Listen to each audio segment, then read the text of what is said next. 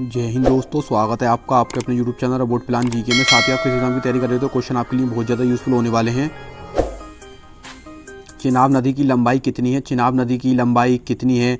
1180 kilometre, 1250 kilometre, 1326 kilometre, 2520 kilometre. साथियों बताएं इसमें सही जवाब क्या है? चिनाब नदी की लंबाई कितनी है? इस प्रश्न का सही जवाब है ऑप्शन नंबर 1, 1180 किलोमीटर।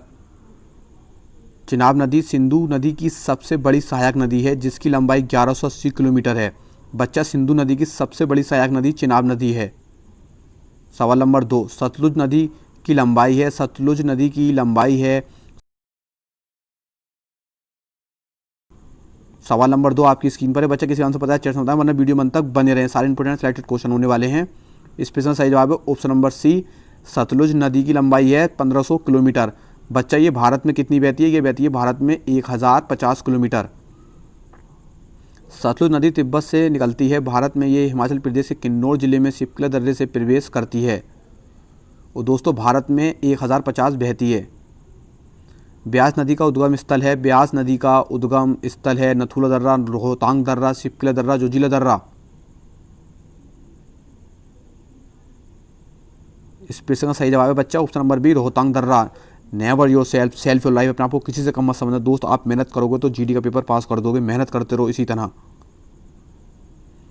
ब्यास नदी की कुल लंबाई 470 किलोमीटर है और ये 256 किलोमीटर हिमाचल प्रदेश में बहती है।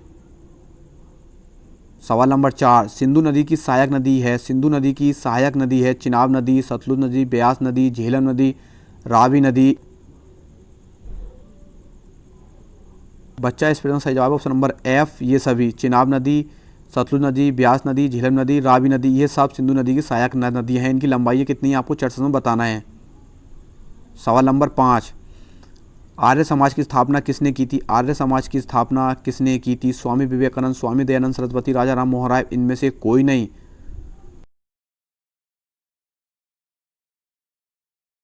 प्रश्न का सही जवाब है option number B, Swami Dayanand Saraswati. और दोस्तों बिरला समाज की स्थापना किसने की थी? वो की थी स्वामी विवेकानंद।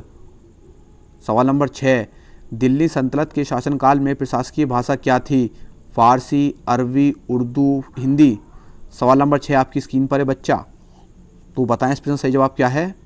इस प्रश्न का सही जवाब है बच्चा ऑप्शन नंबर ए, फारसी। सवाल नंबर 7, रेड क्लिफ रेखा किन दो देशों के बीच की सीमा रेखा है? रेड क्लिफ रेखा किन दो देशों के बीच की सीमा रेखा है? भारत पाकिस्तान, भारत और चीन, भारत और बांग्लादेश, भारत और अफगानिस्तान। सवाल नंबर 7 आपकी स्क्रीन पर है बच्चा। किसी आंसर पता है चर्चा में वीडियो में अंत तक बने रहें। ऑप्शन नंबर ए, भारत और पाकिस्तान। दोस्तों रेड क्लिफ कुछ जीके इंपोर्टेंट क्वेश्चन आपको राइट आंसर पहले से पता था। चैट से बताएं, वीडियो को लाइक करने, शेयर करने, चैनल को सब्सक्राइब कर लें। मिलते हैं नेक्स्ट वीडियो में। जय हिंद।